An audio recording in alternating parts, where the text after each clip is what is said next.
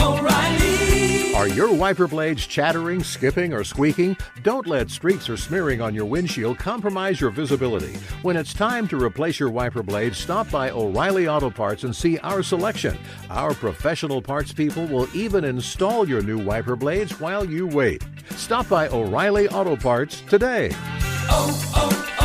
O'Reilly Auto Parts. For all you elk hunters out there, chasing turkeys is basically the same thing. I know the reaction you just gave me, but don't knock it till you try it, and don't try it without OnX. The Hunt app will not only help you find new areas on public ground, but I use it to find out landowner info to get permission on private ground that I see birds on as well. OnX Hunt has a special offer for you. Use code CAL to receive 20% off your membership at onxmaps.com/hunt and find more birds this spring. Hey, I just sat down with the owners and operators of Maui Nui Venison. They're on a mission to balance axis deer populations on Maui while giving back to the community and run a totally sustainable operation. For folks like me who want to get your own meat but aren't always successful, you can become a snack subscriber, get some axis deer sticks sent right to your door. Visit MauiNuiVenison.com. That's MAUINUI venison.com and use promo code CAL for 20% off your first order.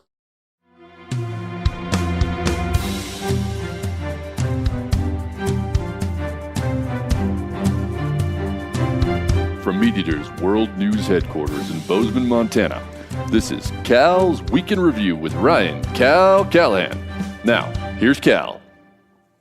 The Wisconsin Department of Natural Resources opened the season on wolves for the first time since 2014. On February 15th of 2021, the Board of Wisconsin Department of Natural Resources voted on a statewide harvest objective of 200 wolves outside of tribal lands. This includes 81 tags controlled by the Ojibwe tribal members. The 200 wolf quota is set to maintain a harvestable wolf population in the state of Wisconsin, with the goal of the hunt being no net population deficit, as in they're just trying to kill the surplus. The state of Wisconsin could have as many as 2,000 wolves spread out amongst 256 recognized packs currently calling the state home. When the last wolf hunt was held in 2014, the population was counted at just over 600 wolves, with 154 wolves taken during that season. Important to note that the wolf count numbers had declined over the course of the 3 consecutive hunting seasons from 2012 to 2014. But this year's hunt is occurring at a modern all-time population high and has the lowest amount of take prescribed. Wisconsin DNR had hoped to postpone this winter hunt, which is actually provided for in state law, basically saying if wolves are off the endangered species list, there will be a winter hunting season. In response to a lawsuit filed on behalf of Hunter Nation by the Wisconsin Institute for Law and Liberty, the DNR set the winter season and quota, which is spread out amongst 6 geographical regions. Harvested wolves must be reported within 24 hours. 82 wolves were recorded after the first day of the hunt, which effectively closed zones 2 and 6. As of Wednesday, the 24th, the DNR had announced the closures of all regions. As of this recording, a total of 182 wolves were reported. The target number for non-tribal members was 119, with a statewide goal of 200. The state of Wisconsin offered 4,000 winter wolf hunting licenses, which were obtained through a draw in which over 20,000 people applied. The 4,000 licensed hunters were then able to legally target wolves within the season and before the quota or target harvest numbers for each region were met. I would like to see the official breakdown of successful harvest methods. Trapping, hound hunting, baiting, and traditional firearms were all legal means of take for this season. If I were a betting man, I would wager that the trappers, followed by the baiters and the houndsmen and the lucky shots, is how this horse race came in. Wolves within the Great Lakes states are technically over-objective by population number and distribution. The debate that remains is, Are they doing well enough to maintain healthy, diverse populations in the future? The wolf may as well be a fur-covered ping pong ball as many times as it's crossed the net between federal and state management. On the state side of things, populations are managed by the states, and hunting, as in this case, is a management option, a tool in the bag, and a big revenue source. All proceeds from this wolf hunt, the 20,000 plus application fees, the licenses and tag sales for the 4,000 who went wolf hunting, will go to conflict mitigation funds. Anecdotally, if you were worried about the ease in which wolves were harvested in this shorter than advertised Wisconsin hunting season, this is similar to what we saw when seasons were opened here in Montana and Idaho. After not being hunted, wolves adjust their boundaries. They like running roads and roadkill. They get a little bold and curious. After a hunting season or two, they readjust those boundaries, just as the elk did here in Montana and Idaho. All in all, this situation seems pretty darn fair to me. I have spoken. This week, we've got the Texas desk, unlikely invasive, and so much more. But first, I'm going to tell you about my week. And my week, as well as this podcast, is brought to you by Steel Power Equipment. If you are starting to see broken branches, empty wood sheds, or even some skulls that need the antlers cut off poking through the snow, start thinking about picking up a fine built-for-life steel set of loppers, pruners, blowers, or even a battery or gas-powered saw. Get your lawn, yard, and woodshed back into shape pronto. I went over to Discovery Ski Area, that awesome little ski area located just out of Phillipsburg or Anaconda, Montana, depending on your direction of travel.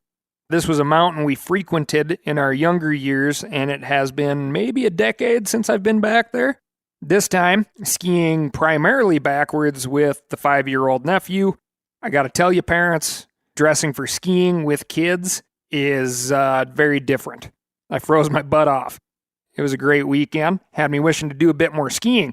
But when I got home, I had a package that showed up, and it was chock full of the new turkey calls from Phelps Game Calls.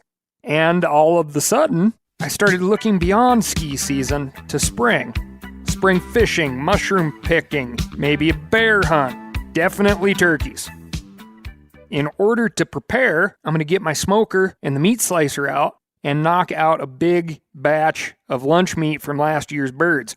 Maybe even a big open-faced mashed potatoes underneath, gravy on top, turkey sando. Of course, before I get to that, St. Patrick's Day is right around the corner, and I have a whole buffalo tongue frozen in brine just for that occasion. My freezer is divided, it seems, by season. While we were on this topic, I just recently melted down a pile of chilies into a beautiful, smoky, spicy gravy. I cooked perch and walleye fillets in this, as well as mule deer shoulder and elk shank. Made a pile of very tough-to-beat tacos. Moving on. People across the country are still reeling from the recent deep freeze and resulting utility failures. For those of you looking for a way to help our Texas neighbors, go to www.feedingtexas.org to support food banks. The cold has caused havoc for wildlife as well as humans. Off the coast of Texas, sea turtles were among the thousands of species that underwent a phenomenon known as cold stunning. Because turtles are reptiles, they can't regulate their body temperature. And so, when the water temp in the Gulf started going down, the metabolism of the turtles went with it. At about 50 degrees, turtles lose the use of their muscles, and their brain function goes down. They become effectively paralyzed. In this state, they're defenseless against predators and vulnerable to drowning. It might seem surprising that an animal that spends so much time underwater could drown, but sea turtles require a pretty high degree of athleticism just to breathe. They swim up to the water's surface, exhale forcefully, then take a big deep breath, all in just a few seconds. A single inhale lets them spend several minutes underwater. But in the cold, they can't do any of this. So a team of volunteers sprang into action. Researchers, students from Texas A&M, wardens from Texas Parks and Wildlife, groups dedicated to sea turtle conservation, as well as just a bunch of regular civilians who themselves were struggling without electricity, running water, and fresh food. They got in boats and walked the shorelines from South Padre Island near the border with Mexico all the way up to Galveston. The volunteers pulled the turtles out of the frigid water and got them into warmer surroundings. According to the Houston Chronicle, by February 18th, there were more than 4,750 turtles in the South Padre Island Convention Center alone, which would be the only convention worth going to. And, my friends, I have been to a lot of conventions. I can't imagine what the cocktail hour was like, but I would have liked to have been there. Oh, it's awesome, Jelly Man. This was the biggest cold stunning event in history, with an estimated 8,000 turtles affected. The last record was 4,613 turtles stunned in Florida in 2010, which coincidentally I was down there fishing at that time, which kind of sums up my luck for going to the ocean and fishing. Part of the reason the numbers were so high this time is because of the recovery sea turtles have made in the last several years. More turtles means more stunned turtles in an event like this. But without these volunteers, all of that progress could have been wiped out in just a few days. And while the losses were severe, one rescue group was able to rescue 60 turtles, but counted 75 who had already died. It could have been much, much worse. Biologists are hopeful that the remaining population can continue in healthy numbers in the future. By Monday of this week, volunteers were returning turtles to the Gulf after keeping them warm in all manner of vessels, from kiddie pools and plastic storage bins to regular old blue tarps spread on the floor. Scientists with A&M's Gulf Center for Sea Turtle Research, vets from the Houston Zoo, and other local conservation groups put each turtle through a series of movement tests to make sure they could hack it in the water. Lord knows what the turtles were thinking at that point. You teaching me to swim? You deciding if I can swim? Anyway, then groups of turtles were taken by a boat several miles offshore to get back to their regular routine, we hope. Any decent biologist never lets a good crisis go to waste, so several turtles were also fitted with tracking devices so we can follow their future movements and migration. This is one bright spot during a pretty miserable time. Of course, the sea turtle is a charismatic example of North America's reptile species. Makes me worry for the fate of the less lovable but still critical species that people weren't rushing to save. For those of you worried about what the freeze might do to our favorite game species, turkeys, white-tailed deer in particular, don't worry too much. Both species are well adapted to survive the cold, and vulnerable offspring won't be born until later in the spring. Unfortunately, species we don't like ticks, are also likely to weather the cold snap just fine. Quick upbeat update on legislation. As mentioned before, California black bear hunting ban has been squashed. A Georgia bill to ban archery hunting on properties under 10 acres has been beaten down. Those are a couple of wins where the voice of people just like you mattered and folks who love freedom and the outdoors and common sense won. Trust me when I say you need to treat advocacy of what you love as a second job right now. Make time and write emails and call your duly elected officials. If my home state of Montana can be an example, this legislative session is an embarrassing dumpster fire, and you have got to pay attention and make your voices heard. Sign up for free newsletters from hook and bullet clubs, conservation groups, and see what is happening. Click on the link and read the actual bill. Right now, for instance, in Wyoming, there is legislation that would take all of the public land in that state and make it privately held and available to sell. Well, that's not good. If you want to recreate in Wyoming, or any other state with public land, this is pertinent. This matters to you. That's House Bill 141, and their legislative session convenes Monday, March 1st. Likely the day you are listening to this podcast. Get active, be involved, or don't complain. O'Reilly Auto Parts are in the business of keeping your car on the road. O'Reilly Auto Parts offer friendly, helpful service and the parts knowledge you need for all your maintenance and repairs. I don't know if you stopped in at an O'Reilly lately, but I use one because we have one right not too far from my house. People there are super helpful. I don't care if I'm getting boat batteries, car parts, whatever. Love those guys. They got thousands of parts and accessories in stock, either in-store or online, so you don't have to worry if you're in a jam. The team at O'Reilly Auto Parts can test your battery for free.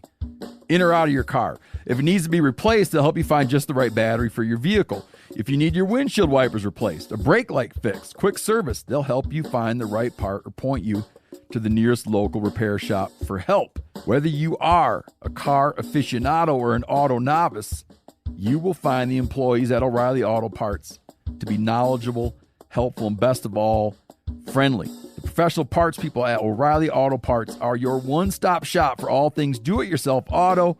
You can find what you need in-store or online. Stop by O'Reilly Auto Parts today or visit us at O'ReillyAuto.com/meateater. That's O'ReillyAuto.com/meateater. For all you elk hunters out there, chasing turkeys is basically the same thing. I know the reaction you just gave me, but don't knock it till you try it, and don't try it without OnX. The Hunt app will not only help you find new areas on public ground, but I use it to find out landowner info to get permission on private ground that I see birds on as well. OnX Hunt has a special offer for you. Use code CAL to receive 20% off your membership at onxmaps.com/hunt and find more birds this spring. Now, a lot of you guys are familiar with the old hunting tradition of eating, some organ, the heart or a chunk of liver off the first animal you kill. I had that when I was a little kid, and it was a big deal. Organ meats were always prized by frontier people who knew the importance of getting a lot of different minerals and nutrients. And as often is the case, those guys were onto something, because organs are among the most nutrient-rich foods on the planet. And you can get the same benefits your ancestors craved via convenient daily capsules from Heart and Soil, made exclusively from regeneratively raised, grass-fed, and finished cattle. Heart and Soil's unique freeze-drying process means all those important nutrients are trapped in, ensuring you experience every one of the benefits of nature's superfood in a clean, convenient, taste-free capsule. Find out more at heartandsoil.co. And make sure to use code MeatEater for 10% off your purchase. That's heartandsoil.co. Use the code MeatEater. Moving on to a new segment I like to call Canadian Cufflinks. Vancouver, British Columbia has decided to officially cede the crown jewel of parks, Stanley Park, to coyotes. Recently, a triathlete running amongst a group through the 1,000-acre-plus park that borders downtown Vancouver was bitten on the leg by a coyote, which is reportedly the 15th time runners or bikers have reported coyote conflict within the park. In response, the city said, "We cannot identify the offending coyote, as all coyotes look the same, so it is only fair that nobody go into the park. It belongs to the coyotes now. Let's hope they don't move further into the city." Now, that's not a verbatim quote, but if you find that funny, the truth is even more entertaining. The triathlete mentioned how lucky it was that his firm triathlete's calf was the target of the coyote and not that of a soft-fleshed child. Sure, guy. Of the 15 attacks, 12 of the bites have been considered serious. So let's get serious with a direct quote, courtesy of CTV News. "We're looking at a bigger solution here and trying to understand all what's going on and the contributing factors. One theory, people are feeding the coyotes, so they expect to receive food from humans and become aggressive if they don't get it. I wouldn't put it past them to move into the city now if they're coming right onto the seawall." You know what they say, Vancouver residents? When there's blood in the streets, buy real estate. Good luck. Elsewhere in British Columbia, a lynx that was raiding a farmer's chicken coop was not given the chickens or the coop by the owner. It was in fact put in a headlock of sorts, or cufflinks. Huh? It's already overused, isn't it? Yes! Anyway, Chris Paulson, a northern BC farmer, caught a lynx literally by the scruff of its neck as it attempted to kill his chickens. By the time Paulson arrived, the cat had killed 2. He then pointed out the destruction to the cat, gave it a quick lecture, put it in a dog crate, and relocated it. He regrets this move. Moving a little further north to Yellowknife, a dog-walking couple was attacked by a lynx. Instead of giving the lynx their dog, keys to the house, car, etc., Shania Tim Chatton jumped on the lynx, separating her dog, which she threw to her boyfriend, and continued to hold cufflink style, still working on it, for a reported 20 minutes. Have you ever tried to subdue any cat of any size that does not want to be held? This is no easy feat. Here's a quote. By this time, I felt like it was a long time just sitting there, and my knees were starting to get cold from being crushed into the snow, and my head was hurting from having such a strong grip on this lynx. Her neighbor responded in true Canada fashion with a set of lacrosse sticks and was able to block Shania from possible attack after she released the lynx. That's reported by CBC Canada. Vancouver, you listening to any of this? They make them a little tougher in the bush, don't they? The Canada lynx can get up to almost 2 feet tall at the shoulder and just shy of 40 pounds, but are commonly found under 30 pounds. Moving on to the Florida desk. Regular listeners to Cal's Week in Review might have become jaded about news of invasive species in the Florida Everglades. Nile crocodiles, old news. Mexican spiny-tailed iguanas, yawn. Burmese pythons. How many times do we have to hear about Burmese pythons? But, my friends, we have never covered the Arapaima, a fish that recently turned up in the Caloosahatchee River near Fort Myers, Florida. Native to the rivers of the Amazon basin in South America, the Arapaima is one of the largest freshwater fish in the world, sometimes growing as large as 15 feet and over 400 pounds. Arapaimas are air breathers, which means that in addition to taking oxygen in from the water through the gills, they can also swim to the surface and inhale air the way a mammal would. This lets them survive in water with extremely low oxygen content, even in stagnant pools that get cut off from rivers in the dry season. When all the other fish begin to suffocate and die, the Arapaima can just feed on them at their leisure while getting plenty of oxygen directly from the air. This makes them very well suited to many rivers and lakes in Florida, where high temperatures and algae blooms can starve the water of oxygen. So let's do a checklist of our successful invasive species attributes. Are they voracious eaters? Yes. Their mouths are so big that they create a vacuum when they open it, pulling in multiple prey fish at a time. They can also leap out of the water to grab birds, lizards, fruit, anything they can fit in their mouths. There have been documented cases of Arapaimas even snatching small primates out of low-hanging trees. So watch your children, Floridians. In fact, according to a paper published in the journal Nature in 2019, their appetite and muscle-building ability give Arapaima the fastest known growth rate of any freshwater fish on the planet. Okay, what's next? Are there no native species that could effectively prey on them? Check. If Arapaima were saltwater fish, maybe we could hope for predation from sharks or other large species, but in rivers and lakes, the Arapaima is going to be the head honcho. Okay, before we go on tearing our hair out over the damage Arapaimas could do, let's note a couple things that are just really cool about them. Arapaima are paternal mouth brooders, which means that the males of the species hold tens of thousands of fertilized eggs in their mouths, not able to eat until the eggs are old enough to hatch.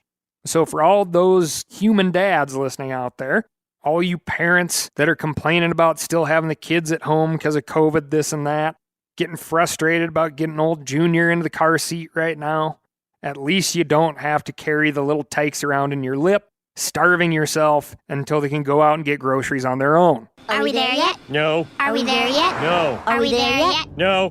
Anything else? Arapaima are tasty. They grow fast, they taste good, they hang out close to the surface of the water. Arapaima, elsewhere, are easy targets and are relentlessly hunted across their native range. That, along with the severe habitat loss, means that they're seriously threatened in places they're actually supposed to be. What does this mean for Florida?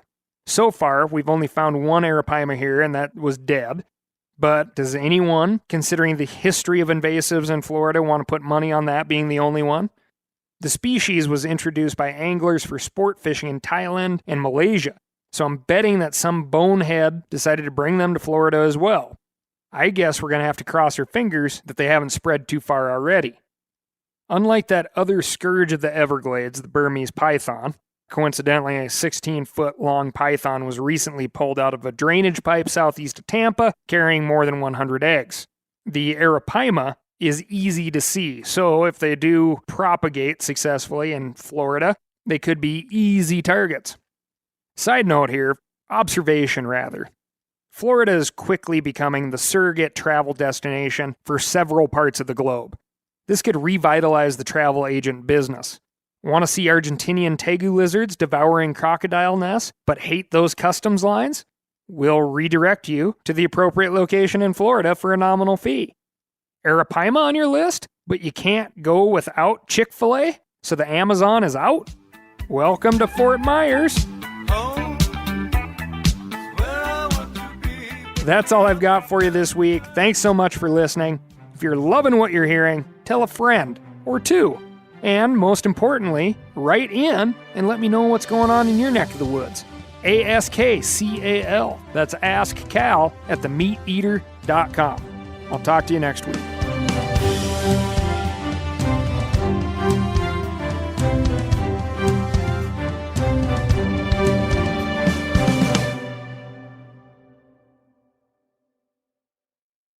I'm sure a lot of you guys remember the old ceremonial hunting tradition of eating the heart out of the first animal you kill. Meat from those organs are among the most nutrient-rich foods on the planet. You can get those same benefits your ancestors craved via convenient daily capsules from Heart and Soil. Find out more at heartandsoil.co. And remember, use code MeatEater for 10% off your purchase. Outdoor adventure won't wait for engine problems. Things like hard starts, rough performance, and lost fuel economy are often caused by fuel gum and varnish buildup. Seafoam can help your engine run better and last longer. Simply pour a can in your gas tank. Hunters and anglers rely on Seafoam to keep their engines running the way it should the entire season. Pick up a can of Seafoam today at your local auto parts store or visit seafoamworks.com to learn more. That's seafoamworks.com to learn more.